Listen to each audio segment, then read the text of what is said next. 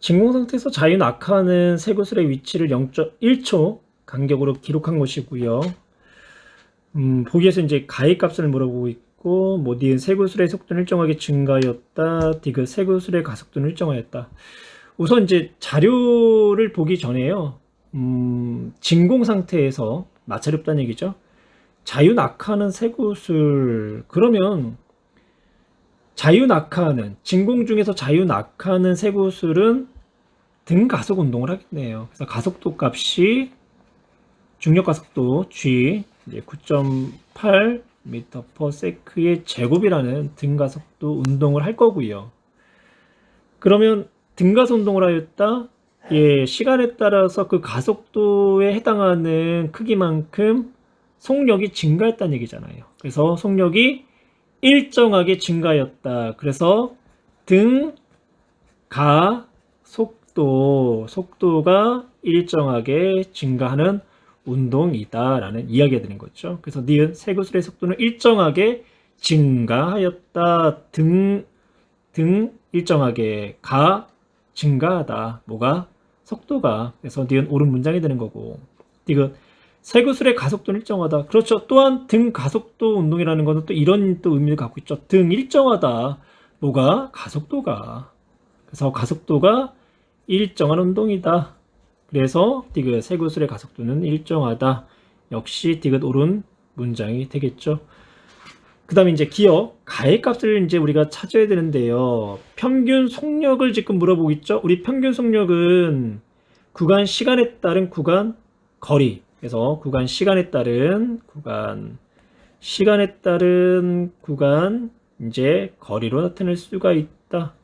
그러면 구간 시간은 어떻게 되나요? 0.1초가 되는 거고요. 그리고 예, 구간 거리가 14.7cm. 그러면 147cm/초. 만약에 미터로 물어보게 되면 어떻게 되나요? 0.147초가 되는 거죠. 미터/초. 예, 미터/초. 그래서 기억도 옳은 문장 147cm/초다. 그래서 정답은 5번이 나오겠네요.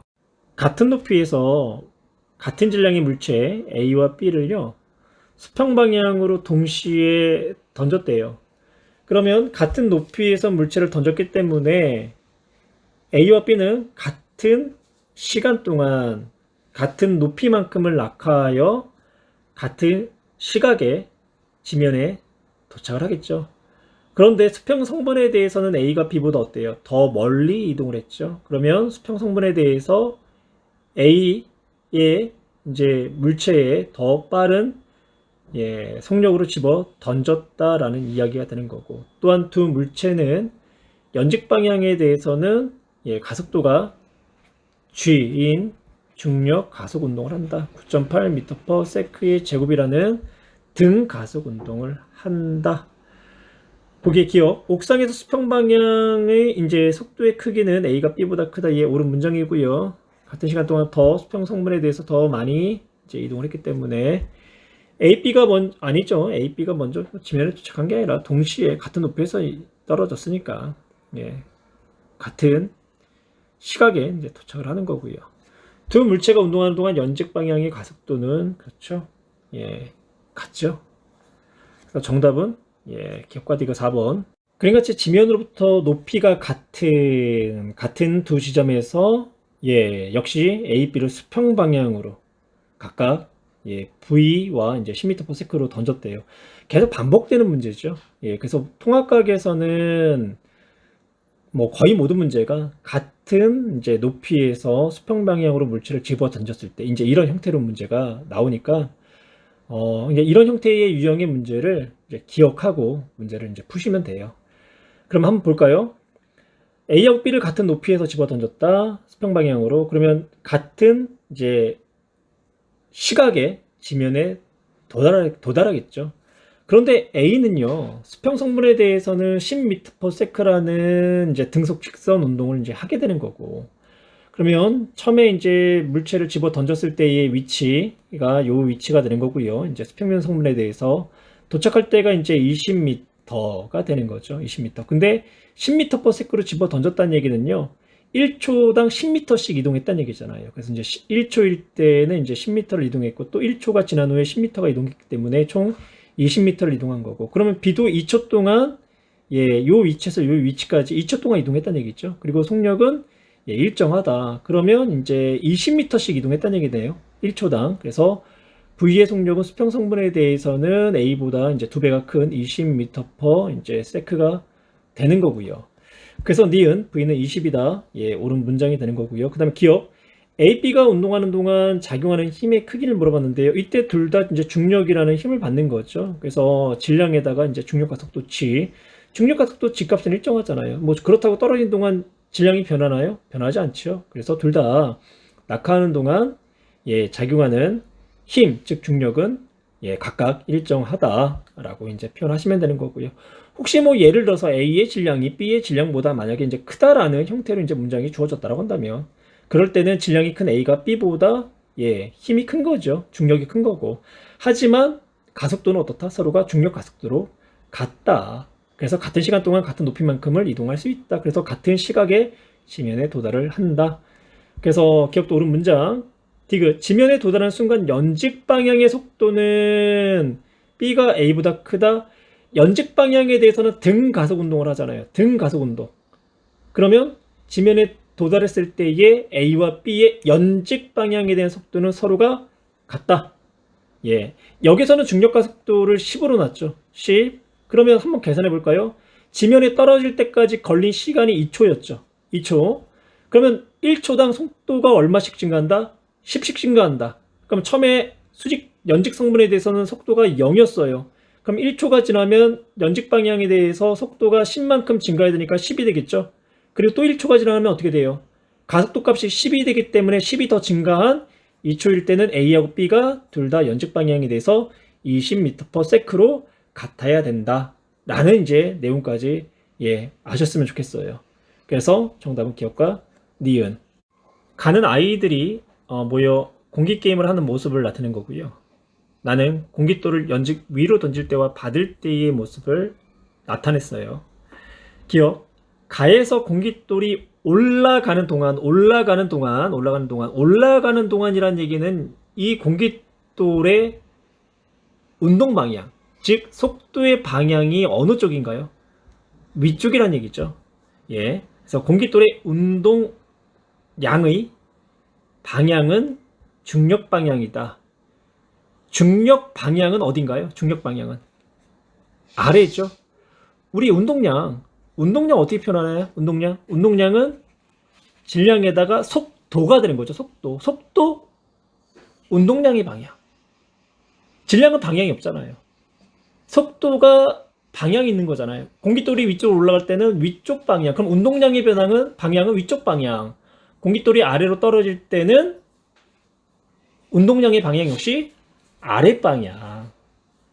앞에서 우리가 테니스 라켓으로 공을 쳤을 때, 혹은 야구 배트로 공을 쳤을 때 기억나시나요? 야구공이 오른쪽으로 진행했을 때의 운동량은 플러스, 배트로 공을 쳤을 때의 공이 왼쪽 방향으로 이동했을 때는 마이너스. 그래서 충돌 후 운동량과 충돌 전 운동량을 뺐을 때 어떻게 했나요? 빼기 형태로 값이 나왔죠. 그래서 아까 문제가 4가 답이었을 거예요. 아마 처음에 운동 방향이 플러스로 1, 그리고 배트를 쳤을 때의 왼쪽 방향으로 3. 그래서 운동량의 변화량, 충격량은 4였다. 마이너스 4였다. 이런 것처럼 운동량의 변화량, 운동량, 충격량은 벡터량이라고 표현해요. 방향성을 갖고 있다. 방향성을. 그래서 위로 올라갈 때 물체의 운동량은 위쪽, 아래쪽으로 내려올 때는 아래쪽. 그래서 속도의 방향이 운동량의 방향이 된다는 거. 그래서 공깃돌이 올라가는 동안 공깃돌의 운동량의 방향은 위쪽, 중력은 언제나 아래쪽. 그래서 기억 옳지 않은 문장이 되는 거고요. 니은. 나에서 공깃돌을 받을 때 공깃돌이 손등에 닿기 직전까지는 공깃돌은 자유 낙하 운동이 되는 거잖아요. 중력이라는 힘에 의해서 낙하를 하는 거죠. 그래서 중력 가속도로 일정한 등가속도 운동을 한다. 그래서 니은 옳은 문장이 되는 거고, 손바닥을 떠난 직후 손등을 닿기 직전까지 공깃돌이 받은 충격량은 0이다. 0일 것 같죠? 왠지 0일 것 같죠? 근데 충격량은 어떻게 표현하나요? 운동량의 변화량이다. 보세요. 공깃돌이 떨어지면서 속도가 어떻게 돼요? 속도가 점점 빨라지죠. 그럼 운동량이 어떻게 돼요? 점점 증가하죠. 그럼 운동량이 점점 증가한다는 건 어때요? 충격량이 0이 아니란 얘기잖아요. 만약에 공깃돌이 점점 운동량이 10씩 증가한다라고 한다면 충격량도 10이 되는 거예요.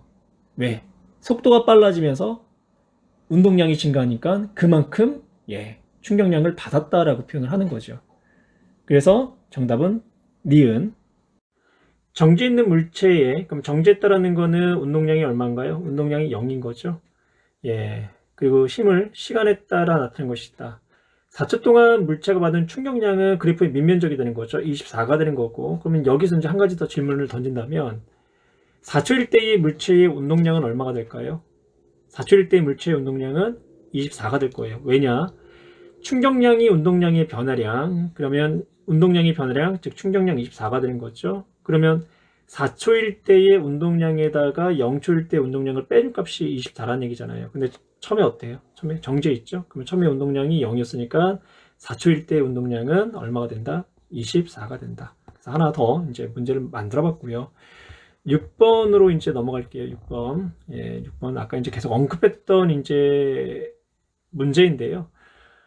그러면 질량이 m인 공이 V라는 속력으로 벽에 수직으로 충돌한 후, 그러면 충돌 전에 공의 운동량을 한번 표현해 볼게요. 처음 공의 운동량을 우리가 보통 운동 방향을 플러스로 잡아요. 그럼 이쪽이 우리가 플러스라고 하고요. 반대 방향을 마이너스라고 할게요. 그러면 처음 V의 속력을 가지고 있었던 이 공의 운동량은 플러스 방향으로 mV가 되겠죠. 그리고 벽의 충돌 후에는 왼쪽 방향, 그럼 마이너스 0.5V라고 표현할 수 있겠네요. 그래서 그때의 운동량은 마이너스 0.5 mV가 되는 거고요.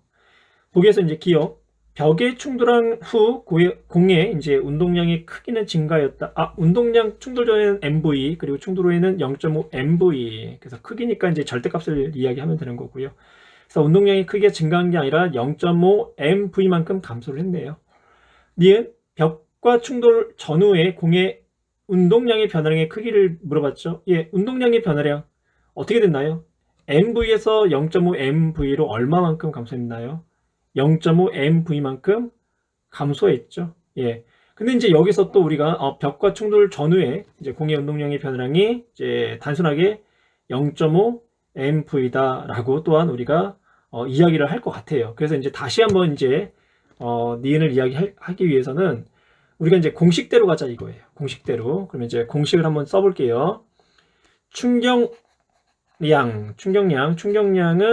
운동량의 변화량이 되는 거죠. 그러면 나중 운동량에다가 우리가 이제 처음 운동량을 빼준 값이 충격량, 즉 운동량의 변화량이잖아요.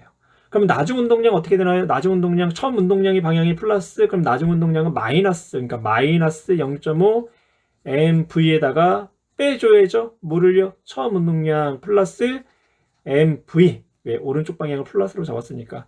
그러면 마이너스 1.5 mv가 뭐가 되나요? 공이 벽으로부터 받은 충격량이 되는 거예요. 즉 공의 운동량의 변화량. 근데 여기서 이제 앞에 마이너스라는 것은 처음에 운동 방향과 반대 방향으로 충격량을 받았다라는 의미를 갖게 되는 거고요. 그래서 벽과 충돌 전후의 공의 운동량의 변화량, 즉 충격량의 크기는 얼마다? 0.5 mv가 아니라 1.5 mv다. 그래서 니은은 옳지 않은 문장이 되겠네요.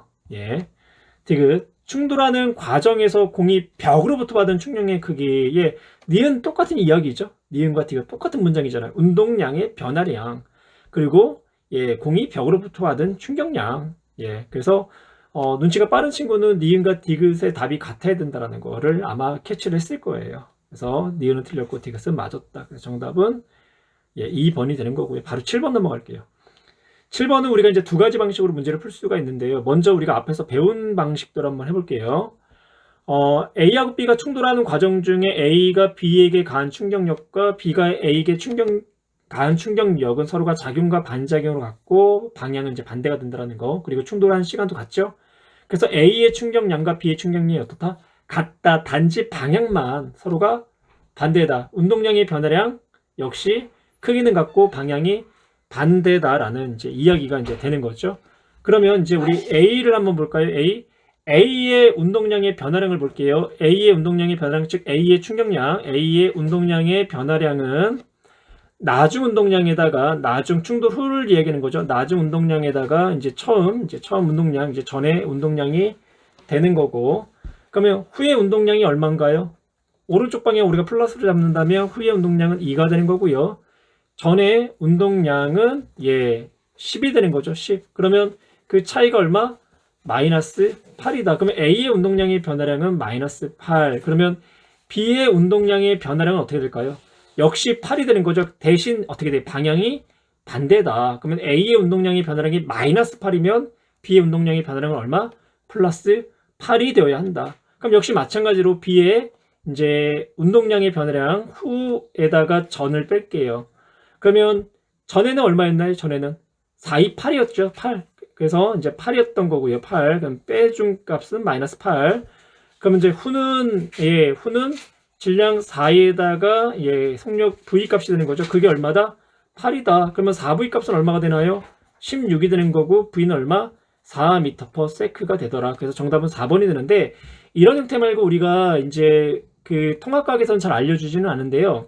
운동량 보존이라는 게 있어요. 운동량 보존이 뭐냐면 충돌 전에 A와 B의 총 운동량의 합과 충돌 후 A와 B의 운동량의 합이 서로가 같다. 그래서 총 운동량이 전과 총 운동량이 합이 후, 그러니까 전후가 서로가 같다. 그러면 충돌 전에는 A의 운동량에다가 B의 운동량을 합한 값, 그리고 충돌 후의 운동량은 A의 운동량. 근데 A의 속력을 우리가 V 프라임으로 표현할게요. 그리고 B의 이제 운동량을 합한 값과 같다. 그럼 A의 질량 충돌 전에 얼마였죠? 2였죠? 속력은 얼마? 오른쪽 방향으로 5. 그 다음에 B 질량이 4였고 오른쪽으로 2. 그러면 충돌 전의 총 운동량은 얼마? 18, 18. 그럼 충돌 후 볼까요? A는 오른쪽 방향으로 1이었죠? 그러면 질량이 2에다 1. 그럼 2가 되는 거고 B 같은 경우는 질량이 4에다가 속력 V를 합한 값이 얼마가 된다? 역시 18이 된다. 그러면 4V 더하기 2는 18. 그러면 4V는 얼마? 16. 그러니까 V는 얼마가 나온다? 4m/s가 나온다. 그래서 이제 두 가지 방식으로 우리가 7번을 해결할 수 있을 거예요. 같은 높이에서 종류 같은 두 달걀 중 하나는 딱딱한 시멘트 바닥 위에 또 다른 하나는 푹신한 솜 위에 떨어졌대요. 각 달걀이 받은 힘, 충격력을 시간에 따라 나타내는데 같은 높이라는 거. 같은 높이에서 떨어진 달걀은 떨어지는 그 순간, 그러니까 충돌하는 그 직전의 속도가 서로 같았겠죠. 그리고 나서 이제 결론적으로 달걀은 정지를 했을 거예요. 그러면 두 달걀의 충돌 전의 속도와 충돌 후의 속도가 같았으니까 운동량이 변화량 같다. 운동량이 변화량 같다라는 것은 충격량이 같다는 얘기죠. 근데 차이점은 충돌 시간이 솜의 경우는 지연이 된 거고, 그리고 시멘트는 굉장히 짧은 시간에 이제 충돌한 거고, 그래서 시멘트 바닥의 경우가 받은 힘의 평균 힘이 큰 거고 솜이 작다라는 거. 그래서 두 경우의 달걀의 운동에 대한 설명 중 옳은 것을 고르라고 했는데 1번 바닥에 충돌하기 직전에 시멘트 바닥에 떨어진 달걀의 운동량은 같지요. 같은 높이에서 떨어졌고 또 같은 달걀이었기 때문에.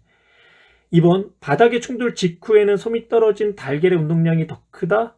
같지요. 어차피 직후에 둘 다 정지 상태를 이루게 돼요. 달걀이 다시 튀어오르지는 않을 거 아니에요. 그 다음 3번 시멘트 바닥에 떨어진 달걀의 운동 변화가 더 크다? 아니죠. 운동량의 변화, 즉 충격량 서로 같죠. 4번 솜에 떨어진 달걀의 운동 변화가 더 크다? 똑같은 얘기죠. 계속 반복적인 얘기를 계속 하고 있네요. 5번 달걀의 운동량의 변화는 모두 같다. 정답은 5번. 그리고 그리프의 밑면적은 서로가 같다라는 거. 이제 9번 볼게요. 시멘트 바닥 위에 떨어진 달걀만 깨진 까닭을 설명하시오. 이건 충격력. 충돌하는데 걸린 시간이 짧았기 때문에 충격력이 더 크게 작용했기 때문이다 라는 문장을 찾으시면 되죠. 그래서 5번 멈추는데 걸린 시간이 짧아. 그 대신 큰 충격력이 작용했기 때문이다. 예, 5번. 10번으로 넘어갈게요.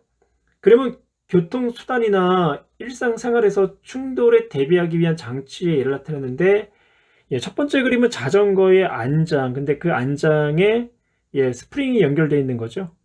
그 다음에 두 번째 그림은 예, 스티로폼으로 뭐 이 그릇 같은 것들을 이제 포장하는 그런 모습을 이제 보여준 거고요.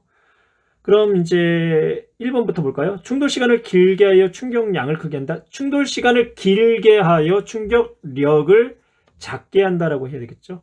2번 충돌 시간을 짧게 하여 큰 힘을 받으면 어떨까요? 예, 파손될 가능성이 크지요. 그래서 2번 옳지 않은 문장이 되는 거고, 3번 힘의 크기를 크게 하여 충격량을 크게 한다. 힘의 크기를 크게 하면 어떻게 될까요? 힘의 크기를 크게 하면 충격량은 커질 거예요. 커질 거예요. 같은 경우.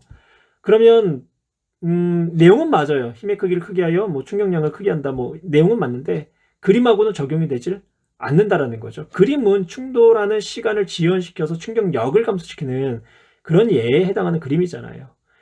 예, 4번 충돌 시간을 길게 하여 작은 힘을 받게 한다. 예, 4번 옳은 문장이고요. 질량을 크게 하여 운동량을 크게 한다. 뭐 질량이 크면 당연히 운동량도 크겠죠. 근데 지금 그림하고는 맞지가 않다라는 거. 그 정답은 4번.